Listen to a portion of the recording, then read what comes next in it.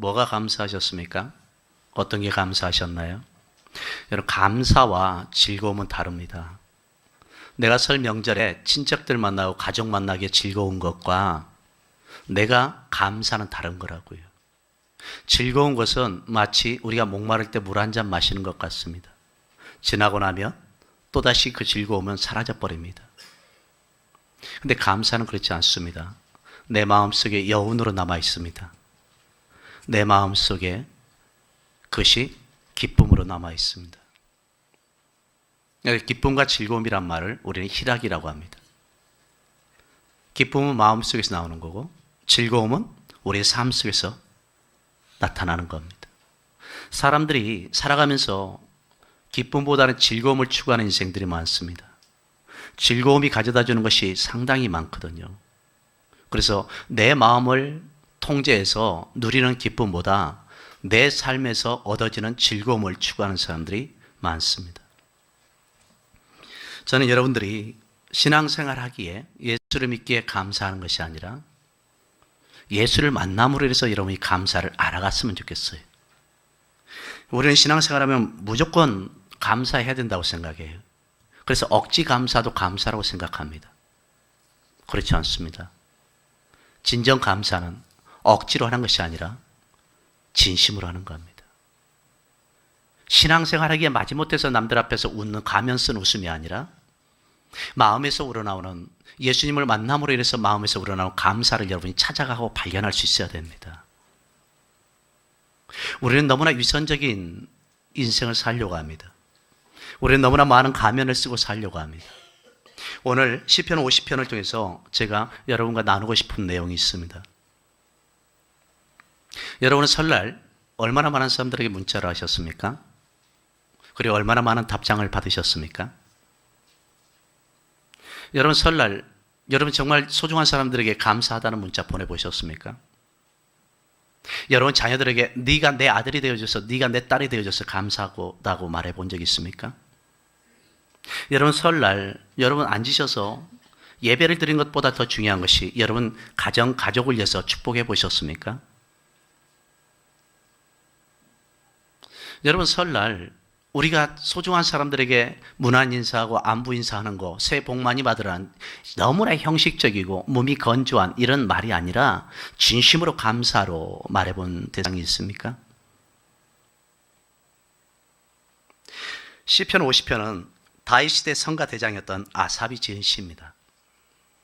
아삽은 50편, 시편 50편, 또 시편 73편에서 83편까지를 기록했고요. 이 아삽의 시대, 다윗의 시대에 아삽은 쉬운 말로 성가 대장이었습니다. 그런데 이때 같이 동시대에 활동했던 사람이 여러분 헤만이라는 사람과 에단이라는 사람이 있습니다. 왜 제가 이 얘기를 하냐? 역대상을 읽고 열왕기상을 읽다 보면 헤만이라는 사람과 에단, 다른 말로 여두둔이라는 사람이 나오기 때문에 그렇습니다.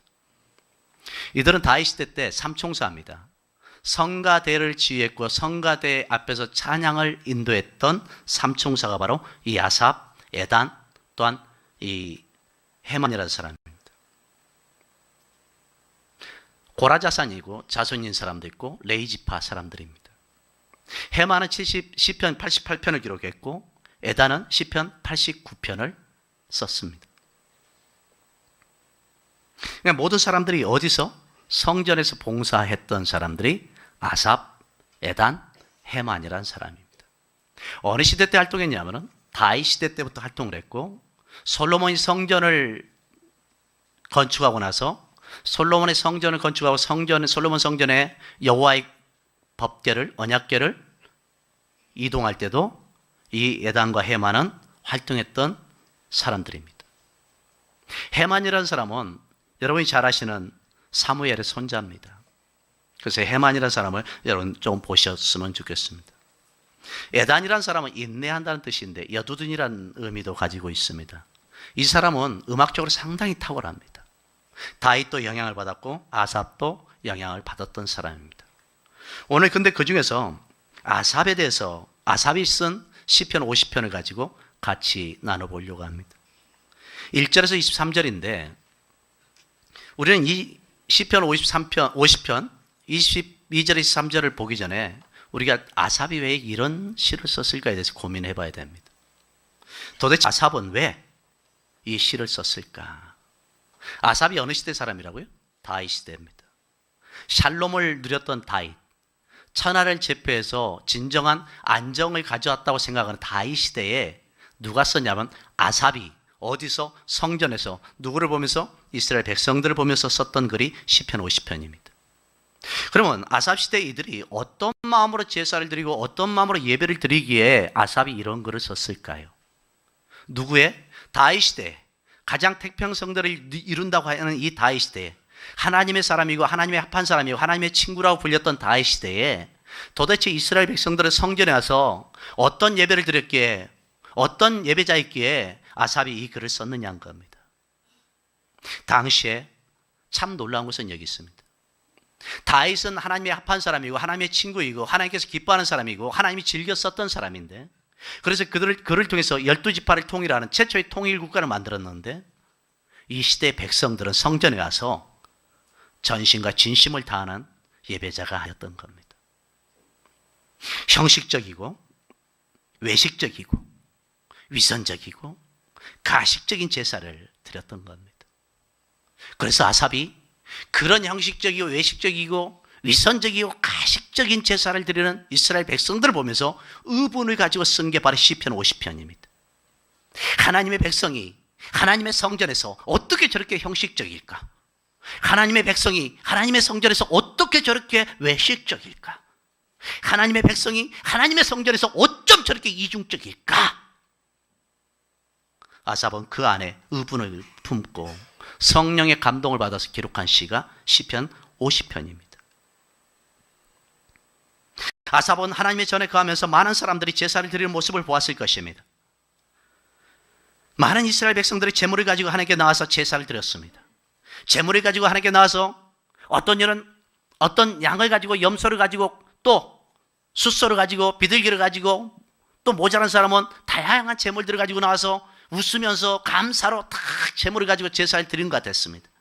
그런데 아삽이 봤을 때 그렇게 나와서 겉으로 웃고 그렇게 나와서 제물을 가지고 가축을 잡아서 제물로 가지고 나와서 예배를 드리는 제사를 드리는 아삽이 봤을 때 그 속은 그 속성은 겉과 다른 거였다는 겁니다. 사람이 참 불편한 게 그런 거죠. 성전에 나와서 겉으로 웃는데 속은 다른 모습으로 앉아있는 성도들의 자세. 하나님이 얼마나 불편하실까요? 여러분 설날 있잖아요. 여러분 친척 형제 가족들이 쫙 모였는데 불편한 사람과 같이 앉아있어 보세요. 근데 웃어요. 저는 모를 거라고 생각해요. 근데 아시나요? 내가 불편한 자세로 앉아있을 때 그 불편하게 생각했던 그 대상은 이미 감지하고 있습니다. 여러분 교회에 앉아서 저를 보면서 불편하게 앉아있는 사람들 왜 제가 모르겠어요? 감지합니다. 그 이중적인 두 마음을 왜 모르겠습니까? 오늘날 우리들은 하나님께 예배자로 드리지만 형식적, 외식적인 예배자인지 아니면 전심과 진심의 예배자인지 한번 고민해 봐야 됩니다.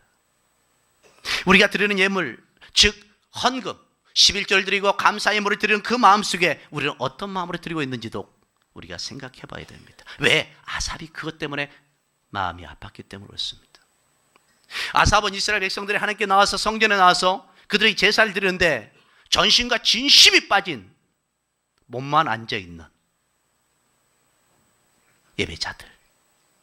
이렇게 표현하면 좀 어떨까요? 제가 결혼했어요. 사실 저는 30에 결혼했습니다. 집사람은 결혼하고 싶었는데 많이 망설이고 많이 미루기도 하고 그랬습니다. 왜냐? 저 사람도 고생시킬까 봐. 그런데 결혼했습니다. 근데 나는 집사람을 향해서 전심을 다하는데 저 사람이 다른 마음을 갖고 다른 시선으로 다른 곳을 보고 있다면 여러분 어떤 마음일까요? 나는 집사람을 정말 사랑해서 결혼했는데 집사람은 나를 사랑한 것이 아니라 그 누군가 다른 남자를 마음속에 두고 있고 또 다른 세상을 보면서 다른 환경을 보고 있다면 여러분 마음이 어떨까요? 이것이 바로 이스라엘 백성들의 예배자의 모습이었다는 얘기입니다. 그러면서 그들은 하나님께 가지고 나가는 재물은 또 풍요롭게 가지고 나갔거든요. 그러니까 재물을 가지고 나갔는데 그 재물 속에 뭐가 없어요? 진심이 없는 거예요. 전심이 없는 겁니다. 우리가 하나님께 예배자였습니다. 그리고 예배를 드리는 우리 모습이 형식적이라면, 오늘 제가 마태복음을 쉬고 구약을 합니다. 감사에 대해서 생각을 해보려고 합니다. 그런데 우리가 드려지는 예물도 형식적이라면, 감사 예물을 드리고 감사 헌금을 드리고 11조를 드리는 여러분 모든 헌금들이 형식적이라면, 여러분 한번 물어보고 싶어요. 저는 여러분이 정말 교회에 오기 전에 오면서 하나님을 만날 예배자로 준비하고 오시는지, 아삽이 봤을 때, 아니 주의 종이 봤을 때 정말 의분을 안 갖고 기쁨으로 여러분을 맞이할 수 있는 그런 준비로 오시는지, 여러분 한번 물어보고 싶어요. 여러분이 가져오는 헌금은 마지못해 어쩔 수 없어 인색하게 가져오는 건 아닌지. 그래서 우리는 우리 스스로 합리화시키죠. 믿음으로 드려요. 여러분, 믿음이란 말을 아무 데나 쓰는 게 아니에요. 믿음으로 드린다는 것이 얼마나 놀라운지 아십니까? 믿음은요, 내가 드릴 수 없을 만큼 드리는 겁니다. 우리는 드려지는 헌금이, 드려지는 감사예물이, 드려지는 11조가, 저는 앞에서 성전에서 강단에서 가끔가다 11조 기도를 해주고 감사예물 기도를 해줍니다. 물론 이것 때문에 힘들었습니다. 한동안은 이것 때문에도 힘들었습니다. 그런데 감사 기도 제목을 딱 보면 올 때가 있어요. 느껴질 때가 있습니다. 그 목양실에서 그 기도 봉투를 일주일 동안 제가 가지고 있거든요. 책상 앞에 놔두고 보거든요.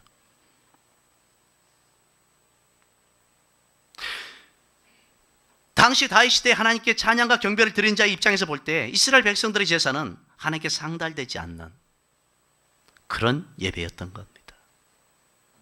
하나님이 받으시는 제사가 아니었습니다. 오히려 하나님은 그들의 제사를 분노하셨습니다. 백성들은 자신들의 제사가 상달되었다고 생각했지만 하나님은 그들의 제사를 받지 않으셨던 겁니다. 누가 봤을 때? 아삽이 봤을 때. 우리는 예배 드리러 나와서 예배자로 씁니다. 내가 1시간 드려지는 것이, 아니면 1시간 반 드려지는 것이, 나는 할 것 다 했다고 생각합니다. 착각합니다.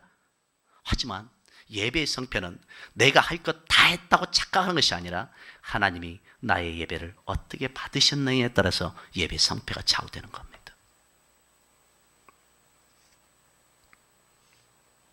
성가 대장이었던 아삽이 지은 이 본시는, 하나님이 받으시는 참된 제사는 짐승의 피로 드려지는 형식적인 제사가 아니라는 것을 강조합니다. 하나님이 받으시는 제사는 당시에 짐승의 피로 드려지는 제사가 아니라, 이런 형식적인 제사가 아니라, 얼마나 큰 가축을 잡았고 얼마나 비싼 가축을 잡았느냐가 아니라, 그 제사 속에 제사자들이, 제사를 드리러 나온 사람들이 그 마음속에 어떤 감사를 가지고 나왔느냐는 겁니다. 예배를 드리는 우리 마음속에 감사가 있느냐는 겁니다. 감사. 막연하게 우리는 앉아서 예배 드릴 때 잠시 묵상하고 찬양 따라하고 설교 듣고 집에 갑니다.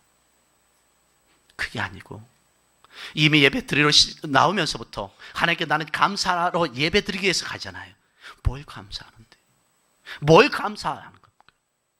우리가 예배 드리러 와서 말씀을 들어서 감사한 것이 아니라 이미 여러분이 예배 드리러 오기 전부터 감사가 있어야 됩니다. 왜냐하면 매일매일이 주님의 날이기 때문에 그렇습니다. 주일날이 주님의 날이 아니라 매일매일 월, 화, 수, 목, 금, 토가 주일입니다. 주님이 통치하시는 날, 주님이 다스리시는 날, 주님이 임재하시는 날, 주님이 우리와 함께 하시는 날. 할렐루야. 그래서 주일인 겁니다. 그분이 나와 함께 하시는 그 과정 속에서 나는 무엇을, 어떤 것을 감사로 담아서 하나님께 가지고 가느냐는 겁니다.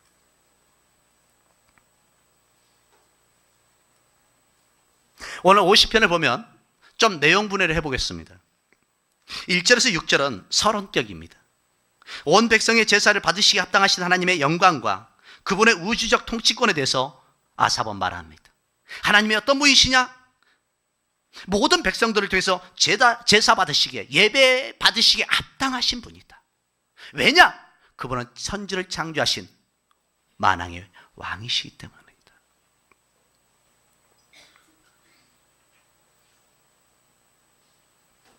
4절에서 5절 보시면 하나님이 자기 백성을 판결하시려고 위 하늘과 아래 땅에 선포하여 이르시되 나의 성도들을 내 앞에 모으라. 그들은 제사로 나와 언약한 이들이니 하시도다.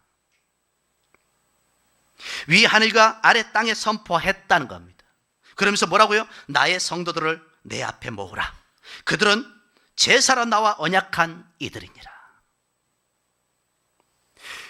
나의 성도들. 여기서 나의 성도들은 두 가지 의미입니다. 첫째는 애굽에서 나와서 시내산에서 언약을 받은 하나님의 백성 이스라엘을 말합니다. 두 번째는 예수 그리스도를 통해서 구원받은 새 백성들을 말합니다.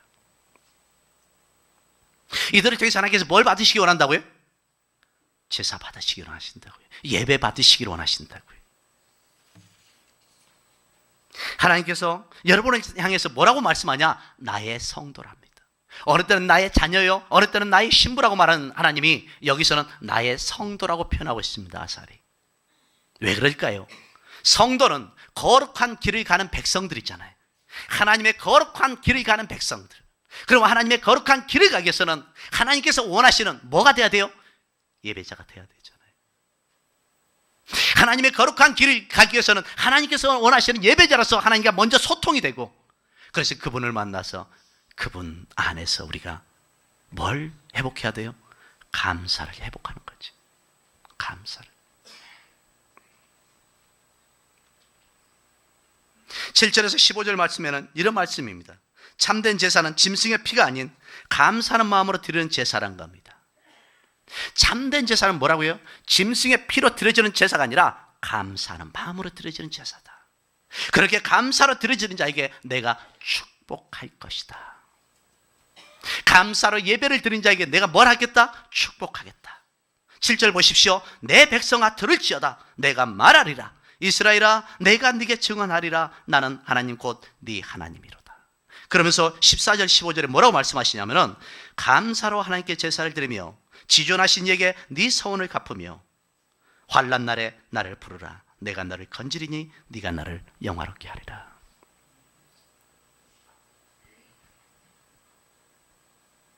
뭘로 제사 드리라고요? 감사로. 어떤 날에도? 환난 날에도 하나님을 찾는 감사로 예배를 드리라. 요한복음 4장 24절에서는 이렇게 말합니다. 하나님은 영이시니 예배하는 자가 신령과 진정으로 예배할지니. 신령과 진정으로, 전심과 진심을 다해서, 전 인격을 다해서, 온 마음을 다해서 예배하라. 모든 시선을, 모든 초점을 하나님께 맞추는 예배자가 되라 이겁니다. 근데 우리는 그러나요? 하나님께서 기뻐 받으시는 제사는 감사로 하나님께 드리는 자입니다. 감사로. 예물을 감사로 드리기보다는 먼저 뭘요? 제사를. 그런데 사무엘은 또 이렇게 말하죠. 하나님께서 원하시는 것은 제사보다 뭘 요구하신다고요? 순종을 요구하신다고 그랬죠. 순종을. 정말 하나님이 제사를 싫어하실까요? 아닙니다. 형식적이고 외식적인 제사가 아닌 순종을 원하신다는 얘기는 진정한 예배자는 그 마음에 순종이 있기 때문에 그렇습니다. 환난 날에 나를 부르라. 내가 너를 건지리니. 참된 제사를 드리는 자에게 주어지는 하나님의 축복에 관한 언급입니다. 짐승의 피, 즉 형식적인 제사의 기준, 예배의 기준에 맞춰서 오늘 정말 주일이니까 그냥 시간 맞춰서 오는 것이 아니라 감사로 예배를 준비한 자에게 하나님은 어떤 환난이 있어도 그를 거기서 건져주겠다는 겁니다. 우리 교회 권사님 중에 한 분은 이렇게 만나면 약속 시간을 정하면 꼭 그 시간 한 10분 전에 나와 계세요. 그래가지고 신방을 가려고 하던 뭘 대접해도 꼭 10분 전에 일 나와 계세요. 그러니까 우리가 늦게 가면 10분, 그냥 20분을 기다리시는 거죠. 그러면서 당신은 약속 지키는 걸 제일 싫어하는데, 저는 참 그 얘기를 식사 대접 받으면서 듣는데 좀 울림이 됐어요. 왜냐하면 우리는 예배자를 쓴다면서 예배를 드린다면서도 5분 전 아니면 정시 아니면 더 늦게 와서 예배를 드립니다. 준비가 전혀 안 돼 있는 겁니다. 준비되지 않은 내 삶의 공간 속에 뭐가 채워질 수 있겠습니까? 여러분, 메마른 땅에 씨를 뿌린다고 해서 그것이 다 수확을 거둘 수 없습니다. 메마른 땅에서 풍성한 수확을 거두기 위해서는 준비를 해야 됩니다. 검을 주고 정성을 들여야 되고, 준비가 된 후에 농부들은 농사를 시작하는 겁니다.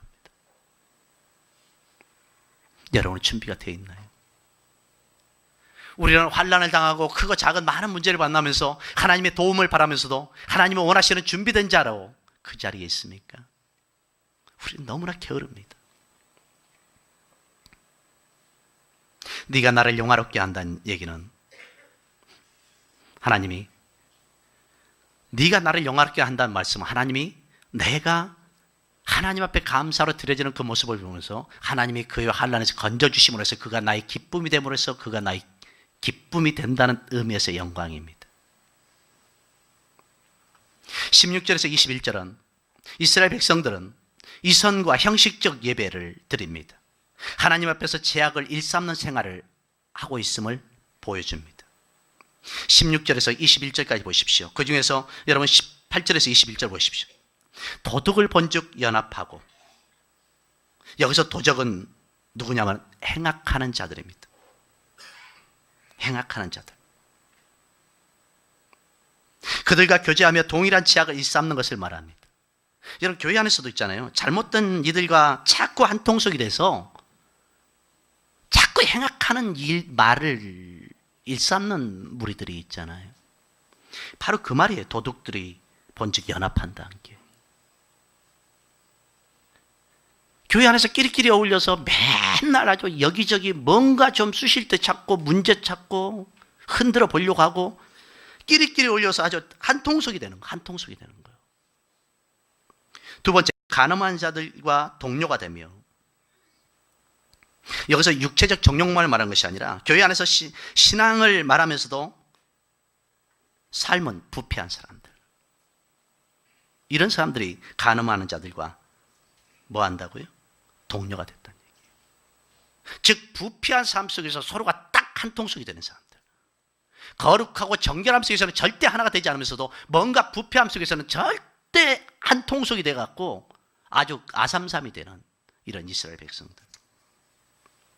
그 다음에 네 입을 악에게 내어주고, 여기서 네 입을 악에게 내준다는 얘기는 자신의 입을 모든 악한 말, 특히 사기와 속임수에 사용하는 이런 행악자를 말합니다. 다른 말로 말하면 교회 안에서 성도들을 사기치고 속임수로 속이고 그들에서 교회를 분란과 분열로 이끌어가는 가정도 마찬가지죠. 그 다음에 20절에 보면 앉아서 네 형제를 공박하며, 공박하다는 얘기는 치욕스럽게 하다 이 말입니다. 본전에 사람들이 모여 앉은 자리에서 동족을 비방하며 멸시하며 중상모략하는 것. 오늘날 교회 안에 앉아서 성도를 비방하고 모욕하고 중상모략하는 거, 이런 것들이죠. 이게 지금 어디서 펼쳐지고 있어요? 성전 안에서. 어느 시대? 다윗 시대. 누가? 이스라엘 백성들이. 다윗 시대 이스라엘 백성들이 성전에서 이런 행위들을 하고 있었다는 얘기예요. 그러니까 아삽이 볼 때에 21절, 네가 이 일을 행하여도 내가 잠잠하였더니, 니들이 그렇게 행해도 하나님이 그들의 행위를 보면서 침묵하니까, 잠잠하니까, 아, 하나님이 이렇게 해도 우리를 벌하지 않나 봐. 아삽은 이렇게 말하죠. 착각하지 마라. 착각하지 마라. 내가 심판을 잠시 유보하고 있을 뿐이지 잠잠한 게 아니라는 얘기입니다. 근데 훗날 아시나요? 이들의 이런 잘못된 행위들이 훗날 다윗이 지나고 솔로몬이 지나면서 이스라엘은 분열과 파멸로 가는 거 아십니까? 왜 모세가 이스라엘 백성들과 예굽에서 나와서 강한 광야를 가면서 원망불평을 제일 대적한지 아십니까? 한 사람 두 사람의 그 원망불평이 결국은 전체를 다 뭐예요? 오염시키기 때문에 그렇습니다. 여러분, 가정도 마찬가지입니다.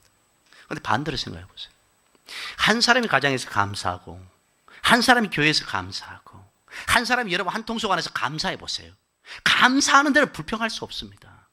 감사하는 데는 절대로 당파를 세울 수가 없습니다. 감사하는 데는 절대로 가정 속에서 있잖아요. 분열이 날 수가 없습니다.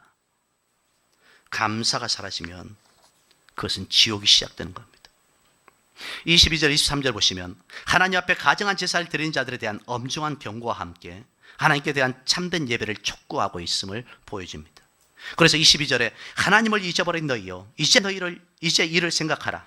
그렇지 않으면 내가 너희를 찢으리니 건질 자가 없을 것이다. 그러면서 다시 강조합니다. 감사로 제사를 드린 자가 나를 영화롭게 한다. 그의 행위를 옳게 하는 자에게 내가 하나님의 구원을 보일 것이다. 감사로 제사를 드리는 자, 마음을 다하고 전심을 다해서 제사 드릴 때 그 행위, 그럼 마음이 있는 곳에 그 삶의 행위도 따르지 않겠어요? 그래서 신행일치라고 그래요. 그런 사람들 하나님께서 뭐 한다고요? 구원을 보인대요. 하나님의 구원을. 하나님께서 기뻐하시는 예배자, 하나님께서 찾으시는 예배자, 하나님께서 원하시는 예배자는 감사로 드리는 자입니다. 우리가 감사하는 예배자인가, 아니면 감사를 잃어버린 예배자인가, 진정 하나님께서 원하시는 예배자인가 한번 점검해 볼 필요가 있습니다. 여러분, 헬렌 켈러라는 여사를 아시죠? 헬렌 켈러라는 여사는 생후 1년 반 동안은 바르기 좋은 아기로 자랐답니다. 19개월 때부터 중병에 걸려서 시력, 청력, 언어 발생력을 상실해서 보지도 듣지도 말하지도 못하고 평생을 장애로 살았습니다. 장애로 살면서 비장애자들을 부끄럽게 했던 헬렌 켈러가 점자로 이런 글을 남겼습니다.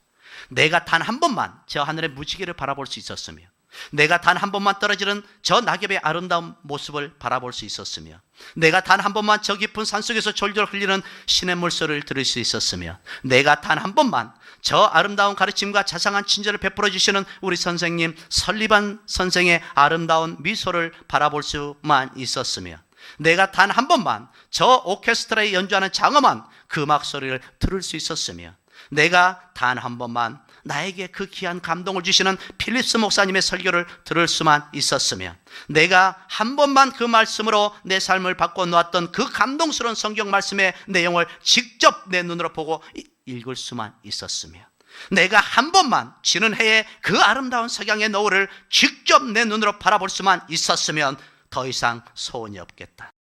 그럴 수만 있으면 지금 당장 죽어도 한이 없겠다. 여러분, 이 글을 들으면서 어떤 생각이 들으십니까? 현대인들이 잃어버리고 있는 것들 중에 대표적인 것이 감사입니다. 유대인의 탈무드에 보면 이런 내용이 있습니다. 세상에서 가장 지혜로운 사람은 배우는 사람이고, 세상에서 가장 행복한 사람은 감사하며 사는 사람이다. 그래서 그들의 격언 중에 감사합니다라는 말이 혀에 붙기 전까지 아이에게 아무 말도 가르치지 말라고 말합니다. 감사합니다 말이 혀에 붙어서 습관처럼 나올 때까지 다른 단어를 가르치지 말라는 겁니다. 왜 탈무드의 이스라엘 백성들에게 이렇게 강조할까요?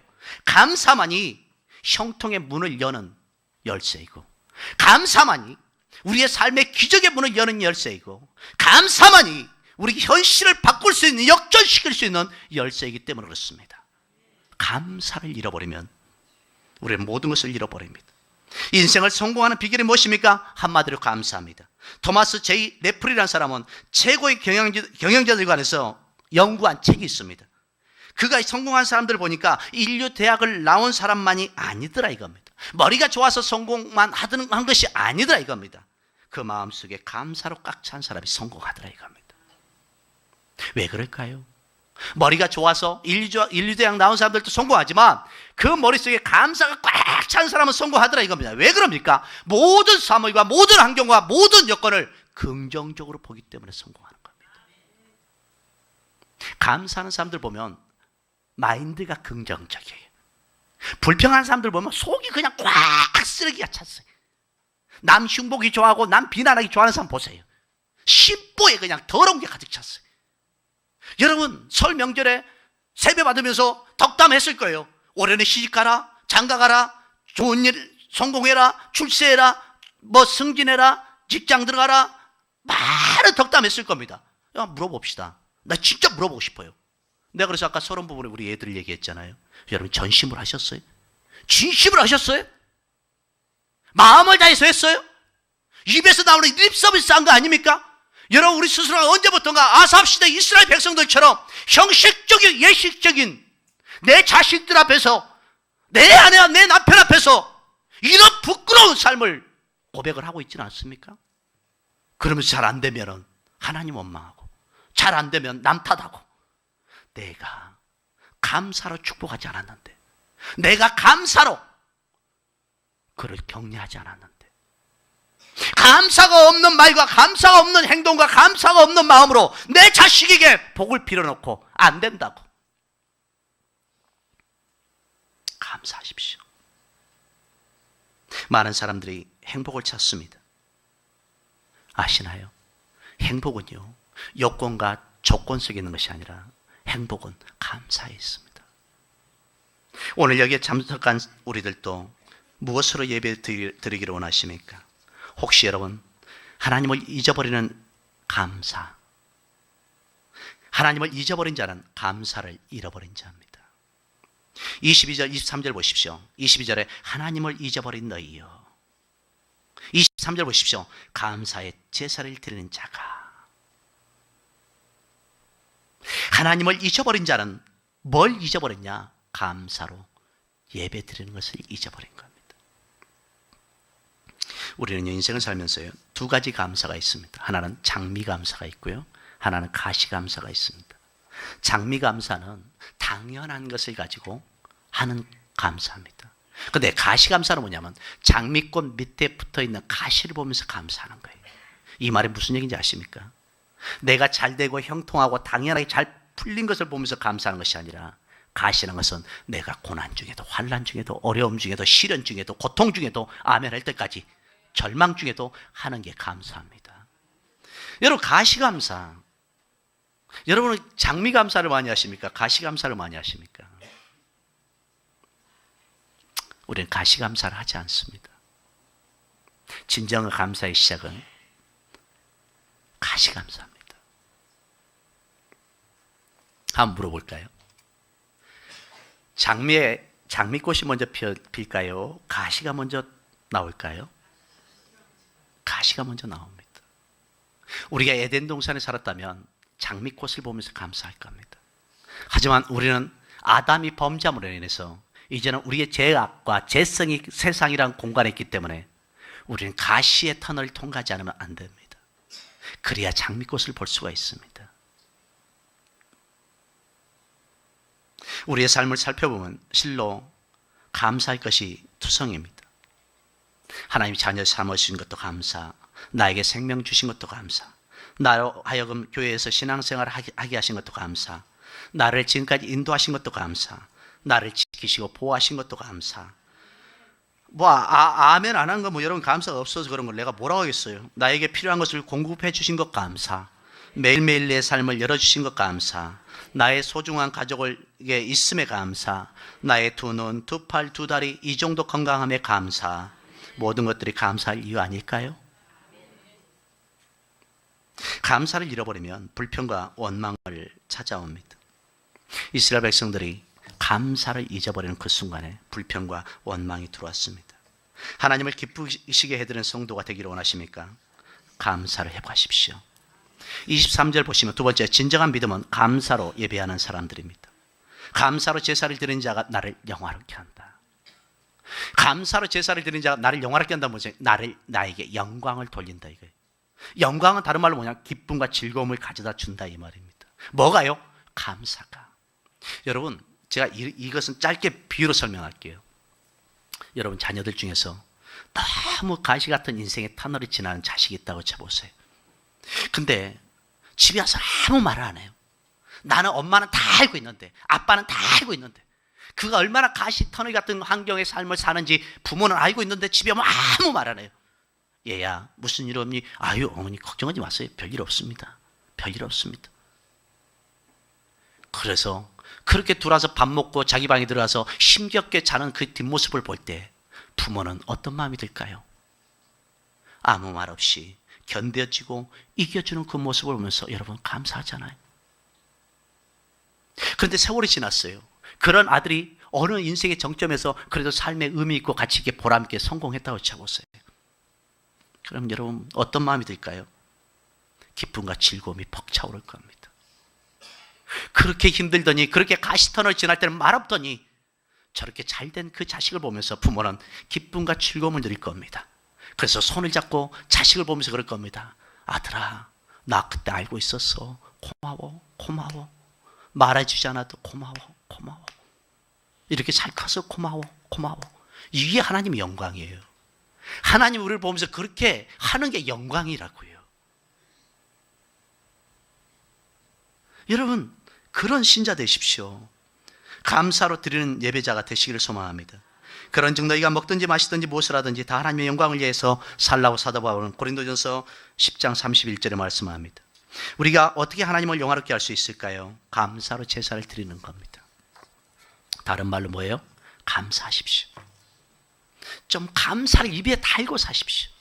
교회 올 때도 감사, 가정에 들어가도 감사, 새방에 살아도 감사, 내 자식이 안 풀려도 감사. 안 풀려도 야 네가 아무개야 내 아들이 되어줘서 감사해, 고마워. 좀 손잡고 좀 그렇게 말해주라고요. 안아주면서 말하라고요. 미나, 네가 내 아들이어서 고마워. 네가 내 아들이 되어줘서 감사해. 이게 있잖아요. 부모가 하는 말이 어느 순간에 자식들은요, 이게 립서비스 아닌 걸 알게 됩니다. 가슴으로 하는 걸 알게 됩니다. 그 순간에 자식은 세상 천하의 어떤 말보다도 큰 힘이 되고 큰 에너지가 되고 큰 동력이 돼서 승리하게 돼 있습니다. 성공하게 돼 있습니다. 세 번째, 23절 하반절을 보십시오. 그의 행위를 옳게 하는 자에게 내가 하나님의 구원을 보이리라. 감사로 예배하는 사람은 영혼과 범사의 구원을 얻게 된다. 이 말은 무슨 얘기? 구원을 얻게 된다는 얘기가 이미 구원받은 무슨 얘기냐? 감사로 예배하는 자는 그 영혼과 범사로부터 하나님께서 구원 얻게 된다. 건져준다. 도와주신다. 위로해 주신다. 회복하신다. 이 말입니다. 유명한 말이 있습니다. 하나님은 감사하는 자에게 더 감사할 것을 주신다. 감사하다고 인사하는 것은 또다시 받을 길을 열어놓은 것입니다. 믿습니까? 여러분, 그러므로 감사하며 사십시오. 감사하며. 감사하는 마음을 회복하십시오. 감사가 없는 인생은 미래가 없습니다. 감사는 강력한 소망과 힘이 되며 능력과 축복을 가져옵니다. 제가 미국을 간 적이 있었는데요. 미국 애들을 만나면요, 얘들은 무조건 만나고 웃으면서 땡큐 합니다. 쥐가 나를 언제 봤다고. 그러니까 걔네들이 그게 준비되어 있는 거예요. 근데 우리는 어떻습니까? 길에서 누군가가 안녕하세요. 그러면 쥐가 나를 언제 봤다고. 저는 엘리베이터 탈 때가 참 그런 것 같아요. 저는 12층에 사는데 엘리베이터 딱 버튼 누르면 웬 아가씨나 모르는 사람이 같이 타잖아요, 여자분들이. 그럼 그 순간부터 우리가 어떻게 합니까? 엘리베이터 딱 타는 순간 버튼 누르고 나서 그 순간부터는 그저 숫자에 초점을 맞춰서 그냥 올라갑니다. 그러고 나서 그냥 문 열리자마자 직진하죠, 직진. 우리는 뭐가 없냐면 안녕하세요, 감사합니다가 없어요. 그러니까 우리가 인색한 거예요. 감사가 없는 신앙. 칼 힐트라는 사람이 이런 말 했습니다. 감사하는 사람은 늙지 않는다. 뭐 한다고요, 감사하는 사람은? 여러분, 늙은 건 감사하지 않아서 그래요. 저를 보세요. 제가 지금 인생이 70인데 얼굴이 남들이 보면 30이라고 그래요. 왜냐하면 늘 감사하며 살거든요. 제가 올해 한갑 지났어요. 그런데도 얼굴이 남들이 보면 30으로 본다니까요. 여러분, 이렇게 제가 웃기자고 하는 얘기 앞에서도 나하고 싸우자는 얘기예요, 지금? 그렇게 여러분이 웃음이 없어요. 웃음이 없다는 얘기는 그만큼 여러분이 남의 시선을 의식한다든가 내 마음에 여유가 없는 거예요. 좀 감사하세요. 감사하는 사람은 웃음이 많아요. 감사하는 사람은 얼굴에 복이 있어요. 그래서 우리나라 말 있잖아요. 웃으면 좌우를 보면서 시작.